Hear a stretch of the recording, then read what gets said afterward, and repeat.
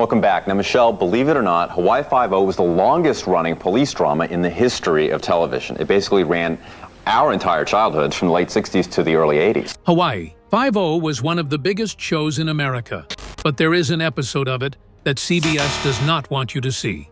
It aired once on January 7th, 1970, in front of millions of viewers across America.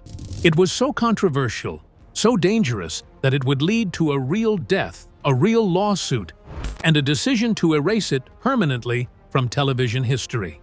For over 55 years, this single episode has been locked inside a corporate vault because of what happened after a viewer watched it and decided to copy what they saw on screen.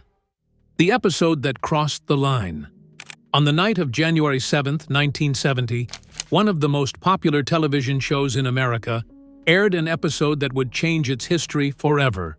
Hawaii Five-0 was in its second season and pulling in massive ratings every single week. Millions of families across the country tuned in on that Wednesday night, expecting the usual thrilling crime story set against the beautiful backdrop of Hawaii. What they got instead was something far darker and far more dangerous than anyone anticipated. The episode was titled "Bored, She Hung Herself." It was Season 2, Episode 16, written by Mel Goldberg and directed by John Newland. From the very first scene, it was clear that this was not a typical installment of the show. The story opens inside a beach cottage where a young woman named Wanda Parker, played by Pamela Murphy, walks in and discovers her hippie boyfriend, Don Miles, hanging from a noose attached to a ceiling beam, but he is not dead. He frees himself and calmly explains that it is a form of yoga, a meditation technique that involves restricting oxygen to the brain in order to achieve a state of euphoria. In reality, what the show was depicting on screen was a practice known as autoerotic asphyxiation. But this was 1970, and that term was far too explicit for network television.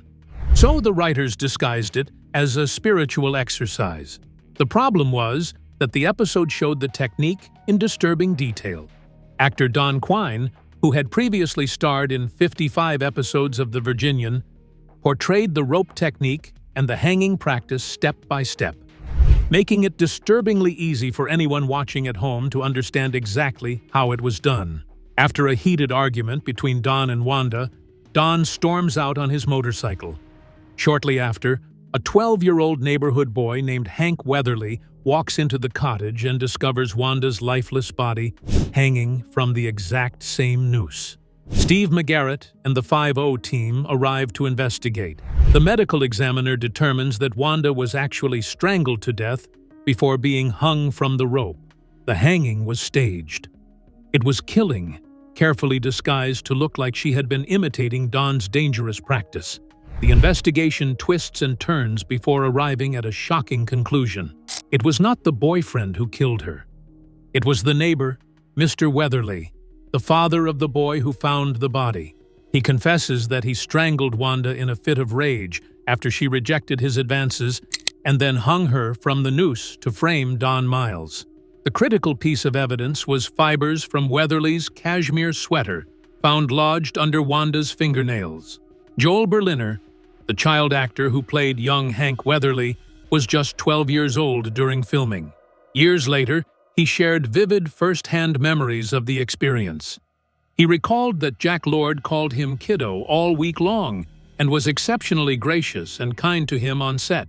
Director John Newland, whom Berliner described as a grand, imposing prince, gave him simple but powerful direction. Newland told him not to act. He said, "Just be yourself and talk." For the critical scene where Hank discovers the hanging body, the director instructed young Berliner to open his eyes as wide as he could until they hurt and let his mouth gape open. Berliner also remembered that James MacArthur was, in his words, super cool. Millions of people watched this episode that night. They watched the rope being tied. They watched the technique being demonstrated. They watched a man hang himself and survive. And then they turned off their televisions and went about their lives. All except one. Because somewhere in America, one viewer did not just watch that scene. They memorized it. And within days, They would attempt to do exactly what they had seen Don Miles do on screen. The outcome would be fatal. A viewer's death and the lawsuit that buried an episode. What happened in the days following that broadcast is the kind of nightmare that haunts every television executive who has ever put a show on the air. Within a day or two of the episode airing, a viewer attempted to duplicate the hanging technique that Don Quine's character had demonstrated on screen. They followed the steps. They tied the rope. And the attempt went horribly, irreversibly wrong. The viewer died. Rose Freeman, the widow of Hawaii Five-0 creator Leonard Freeman, confirmed this tragedy publicly at a fan convention in Burbank, California, in 1996. She told the gathered audience that somebody tried to duplicate the trick and killed himself in the process. Joel Berliner independently corroborated the story, stating that somewhere in America, someone hanged themselves after watching the show and that the victim's parents subsequently sued CBS. The fact that parents filed the lawsuit suggests the viewer who died may have been young, though the exact identity, age, and gender of the victim have never been publicly confirmed.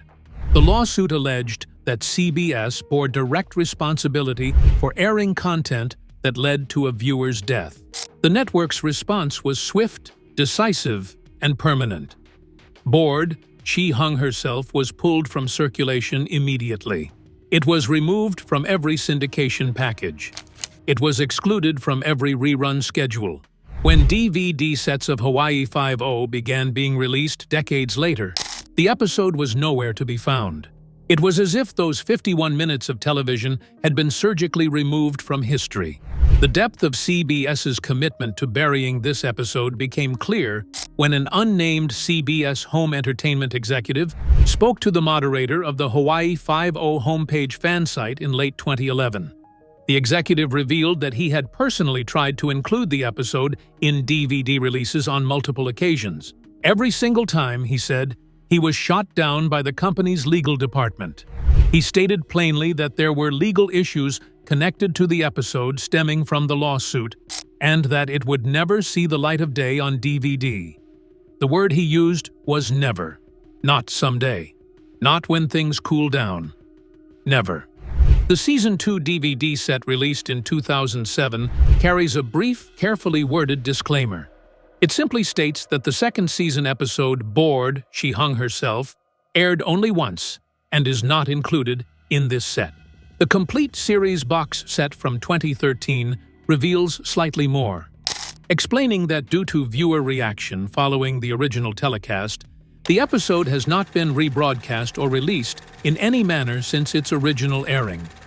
Those sterile corporate sentences are the closest CBS has ever come to publicly acknowledging that someone died. But the death was not the only storm bearing down on CBS at that moment. Across the country in Washington, D.C., a powerful United States senator had already placed Hawaii Five-0 squarely in his crosshairs, and the network was about to face a reckoning it could not talk its way out of. The legend that grew in the dark. The banning of Bored, She Hung Herself did not happen in a vacuum. It occurred against the backdrop of one of the most intense periods of governmental scrutiny that the television industry has ever faced. To understand why CBS reacted so swiftly and so permanently, you need to understand the political climate of America in 1969 and 1970. The assassinations of Martin Luther King Jr. and Robert F. Kennedy in 1968 had shaken the nation to its core. Urban riots were erupting in cities across the country. Violent crime rates were surging. The American public was terrified, and politicians were desperately searching for explanations and something to blame. Television became an easy and obvious target.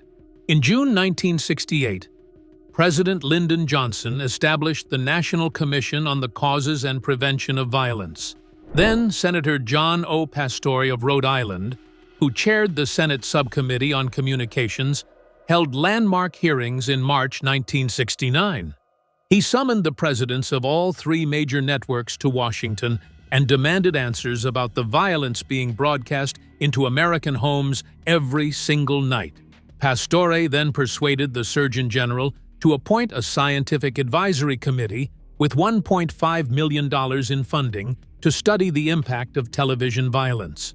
The resulting 1972 report concluded that TV violence could instigate an increase in aggressive behavior in certain children. Hawaii Five-0 was specifically named during these hearings.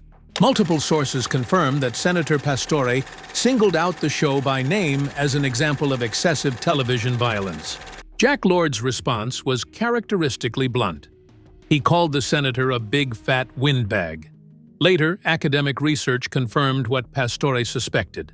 George Gerbner at the Annenberg School of Communication studied 73 hours of 1977 primetime programming and found that Hawaii Five-0 had the greatest number of weapon appearances of any show on television. Lord defended his show in a 1975 interview. He said they had done shows of violence that he himself violently objected to, but he argued that it was impossible to make a police show without violence, when every newspaper and every newscast showed that the world was already a violent place. His co-star Kam Fong took a more matter-of-fact approach. Fong said violence was simply what the public wanted, and that if they portrayed real police work exactly as it happened, it would be pretty dull viewing. The episode aired on January 7, 1970, right at the peak of this congressional firestorm. CBS was already under additional pressure after Baltimore police blamed a shooting at a painting factory on an earlier Five-0 episode. The combination of the Pastore hearings, the alleged copycat death, and the network's frantic need to avoid further controversy created the perfect conditions for the episode to be permanently suppressed. And here is where the story takes its most ironic turn. By burying the episode, CBS accidentally created a legend. In the decades that followed, the complete absence of board, she hung herself from DVD streaming platforms and syndication packages produced the exact opposite effect the network intended. Instead of fading away, the episode became the single most discussed installment out of all 278 episodes the show ever produced. Fans traded rumors about its content. They debated whether copies still existed. They scoured the internet for fragments of information from the handful of people who had seen the original broadcast. Only one physical copy appears to exist outside CBS's archives. It is reportedly a 16mm affiliate print described as barely watchable, as though someone projected the film onto a wall and recorded it with a handheld camera. This print was shown at the 1996 fan convention in Burbank, projected on an old film projector with the actor Zulu himself sitting in the audience. Nearly every person who has seen the bootleg says the same thing. The episode is mediocre at best. Reviewers have called it cheesy, tacky, and unremarkable. An objectively average piece of television has become the most famous installment of the series purely because nobody is allowed to see it. But the story of this banned episode only makes sense when you understand the extraordinary show it came from. And that story begins with a man who suffered a heart attack, moved to Hawaii to save his life, and ended up creating one of the greatest television series ever made. Birth of a television revolution. To understand how one single episode could shake an entire network, you first need to understand just how big Hawaii Five-0 really was. And to understand that, you need to meet the man who dreamed it all up in the first place. Leonard Freeman was a seasoned television writer and producer from Sonoma County, California. He had built a solid career working on shows like Route 66 and The Untouchables. He had even written the screenplay for Clint Eastwood's Hang 'em High. But in the mid-1960s, everything changed when Freeman suffered a serious heart attack. His doctors told him to slow down, so he packed up his life and moved to Hawaii to recover. It was there, while healing under the warm island sun, that Freeman had a conversation that would change television history.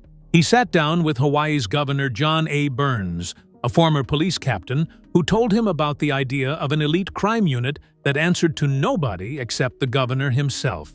Freeman was fascinated. He later said it was as if Burns had the idea just sitting there in his top drawer, waiting for someone to come along and bring it to life. Freeman immediately began shaping a television series around this concept. He wanted to set it entirely in Hawaii and film every single scene on location. This was almost unheard of in the late 1960s. Almost every show on television was shot inside studios in Hollywood. Filming an entire series thousands of miles away on a remote island chain was considered risky, expensive, and frankly, a little crazy. And CBS agreed with that assessment. The network flat out did not believe audiences would care about a show set in Hawaii. They were so skeptical that they only agreed to order 6 episodes as a test run. No promises beyond that. Freeman's original working title was simply The Man, but he eventually landed on something far more clever. He called it Hawaii 5-0, a play on Hawaii's status as the 50th state admitted to the Union.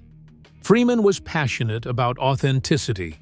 He once told his writers, "I don't want anyone writing this show until he knows Hawaii, until he gets the feel of the place, until he digs it." He shipped writers to the islands, made them walk the streets, eat the food, learn the slang, and soak in the culture before they were allowed to put a single word on paper. The pilot episode, titled Cocoon, premiered at Honolulu's Royal Theatre on February 19, 1968, and then aired nationally on CBS on September 20, 1968. It featured a Cold War espionage plot, guest stars Leslie Nielsen and Nancy Kwan, and introduced the recurring villain Wo Fat, whose name Freeman had borrowed from a downtown Honolulu restaurant. The show was off and running, but its success would ultimately depend on one man and one man only. And the way he came to be cast as Steve McGarrett is one of the wildest last-minute stories in television history. McGarrett, his team, and the world they built. Here is the thing most people do not know. Jack Lord was never supposed to play Steve McGarrett. Freeman originally offered the lead role to his friend Richard Boone, who turned it down. Gregory Peck was considered. An actor named Robert Brown was actually getting ready to film the pilot when CBS objected just 5 days before cameras were set to roll. The network simply did not think Brown was right for the part. Jack Lord read for the role on a Wednesday. He was cast on the spot. He flew to Hawaii 2 days later, and by Monday morning, he was standing on set in character as Steve McGarrett. Rose Freeman, Leonard's wife, confirmed this breathtaking timeline at a fan convention years later. In the span of 5 days, a man who was not even on anyone's radar became the face of what would turn into one of the most iconic shows in American television. Lord threw himself into the role with an intensity that bordered on obsession. Born John Joseph Patrick Ryan in Brooklyn, New York, he was a trained artist, a graduate of the neighborhood playhouse, and a member of the legendary Actors Studio. He had already played Felix Leiter opposite Sean Connery in the very first James Bond film, Dr. No. But Hawaii 5-0 would define him completely. His portrayal of McGarrett was magnetic. Stern, unyielding, and utterly devoted to justice, McGarrett became the moral center of the show. And then there was the catchphrase. Leonard Freeman wrote "Book 'em, Dano" into the scripts from the very beginning. James MacArthur, who played Danny Williams, later reflected on it. He said Lord used the line with other characters too, but he said it to MacArthur the most. Nobody thought much of it at first, but the phrase caught fire with the public and became one of the most recognized lines in television history. MacArthur himself had a fascinating background. He was the adopted son of playwright Charles MacArthur and the legendary actress Helen Hayes, often called the First Lady of the American theater. He brought warmth and humor to Danny Williams, creating the perfect counterbalance to Lord's intensity. MacArthur worked grueling 6-day weeks on the show for 11 seasons before finally leaving because he felt it had become, in his words, too bland and predictable. Then there was Cam Fong, who played Chin Ho Kelly. Fong was not just playing a police detective, he had actually been one. He served 18 years on the Honolulu Police Department before turning to acting. He had survived the attack on Pearl Harbor, and he had endured unimaginable personal tragedy when 2 B-24 bombers collided in midair above his home in 1944, and the burning wreckage killed his first wife and 2 young children. Fong originally auditioned to play the villain Wo Fat, but Freeman saw something deeper in him and cast him as one of the good guys instead. Rounding out the original team was Zulu, whose real name was Gilbert Kauhi. He was a Waikiki beach boy, surfer, and musician with absolutely zero acting experience. Freeman cast him as Kono Kalakaua because he wanted authentic Hawaiian faces on screen. Zulu helped his fellow cast members pronounce Hawaiian words correctly throughout filming. But after 4 seasons, he quietly left the show, reportedly frustrated with playing what he felt was the stereotypical role of the dumb Hawaiian. Together, these 4 men created television magic every single week. But what the audience never saw was the brutal reality of what it took to make this show behind the scenes, behind the cameras, and the hidden struggles of production. When Leonard Freeman decided to film entirely on location in Hawaii, he was making a bold, creative choice. What he probably did not fully anticipate was the sheer physical punishment that decision would inflict on everyone involved. In the late 1960s, there was no film industry infrastructure in Hawaii whatsoever. There were no sound stages, no equipment rental houses, no trained local crews. Everything had to be built from scratch. The entire first season was filmed inside a rusty, unair-conditioned Navy warehouse at Pearl City that the crew nicknamed Mongoose Manor.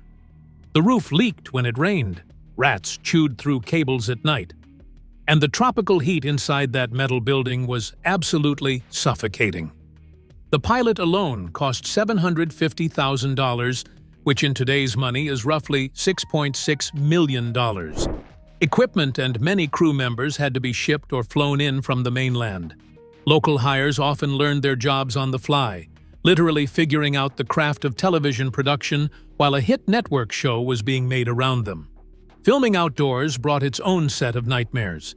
Sudden tropical downpours could wipe out an entire day of shooting without any warning. Extreme heat exhausted the cast and crew during long outdoor scenes. Heavy equipment had to be hauled to remote and often inaccessible locations across Oahu. Every single exterior shoot had to be carefully scheduled around available daylight hours. But Freeman's stubbornness paid off in ways nobody expected. The show used Iolani Palace, the only royal palace on American soil, as the 5-0 headquarters. The famous opening credits shot of McGarrett standing on a high-rise balcony was filmed at the Ilikai Hotel. Downtown Honolulu doubled for Singapore in one episode. The Valley of the Temples in Kaneohe stood in for Manila. The island itself became a character in the show, and audiences loved it. Jack Lord's control over the production became legendary.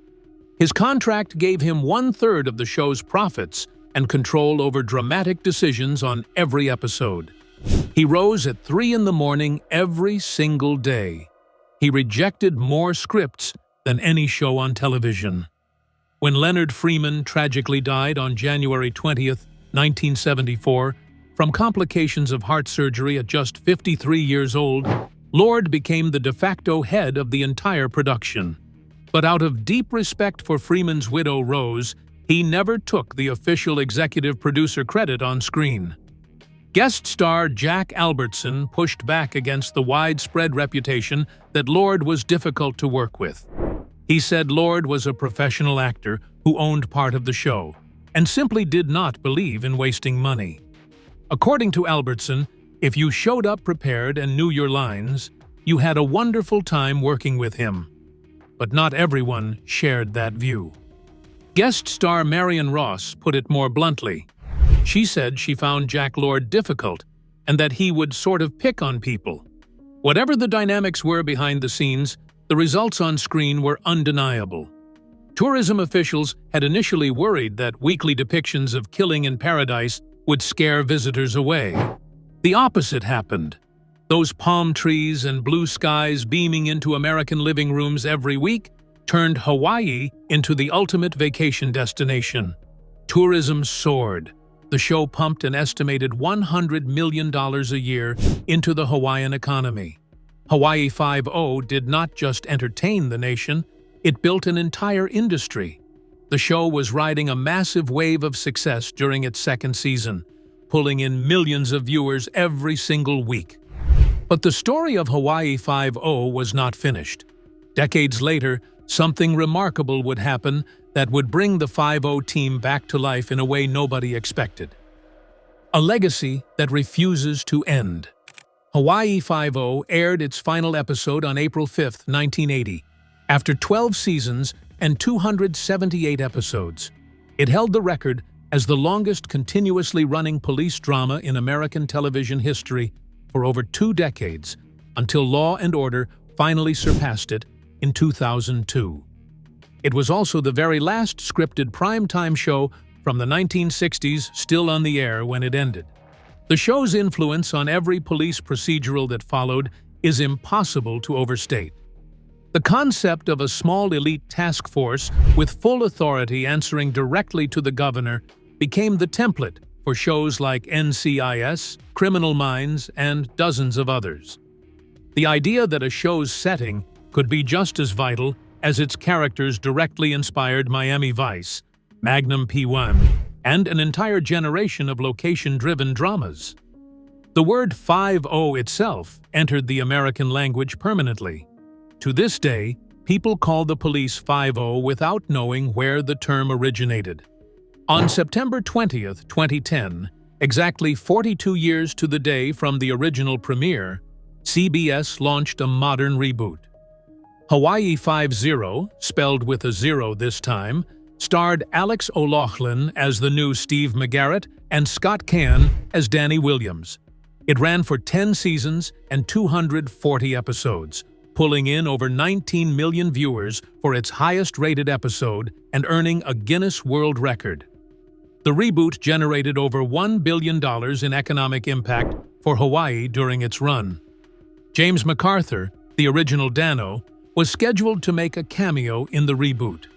Tragically, he passed away on October 28, 2010, just weeks after the new show premiered, before filming could take place.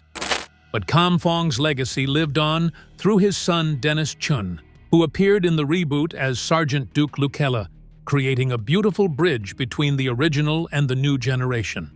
And then there is Jack Lord's final chapter, which is perhaps the most moving part of this entire story. After the original series ended, Lord never left Hawaii. He and his wife Marie settled in the Kahala neighborhood of Honolulu, where they lived quietly and privately for years. As Alzheimer's disease slowly took hold, Marie shielded him from public attention with fierce devotion. Jack Lord died of congestive heart failure on January 21, 1998, at the age of 77. Marie lived to be 100 years old before passing in 2005. When she died, the world learned something astonishing. The couple had left their entire estate, valued at approximately $40 million, to the Hawaii Community Foundation. That money was distributed among 12 Hawaiian nonprofits, including Hospice Hawaii, the Bishop Museum, the Nature Conservancy of Hawaii, and the Hawaiian Humane Society. The bequest generates between $1.6 and $2 million every single year to this day. Sean Wofford of the Hawaii Lion's Eye Foundation said, "The Lord bequest basically means they can continue operating in Hawaii." A bronze bust of Jack Lord now stands at the Kahala Mall.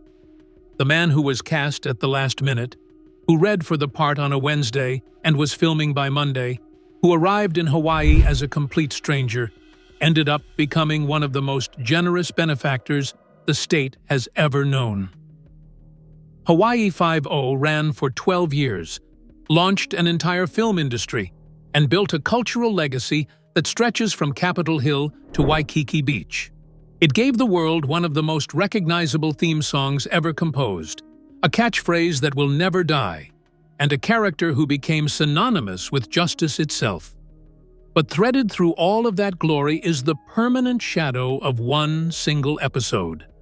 51 minutes of television that aired once on a Wednesday night in January 1970 and then vanished from the face of the earth.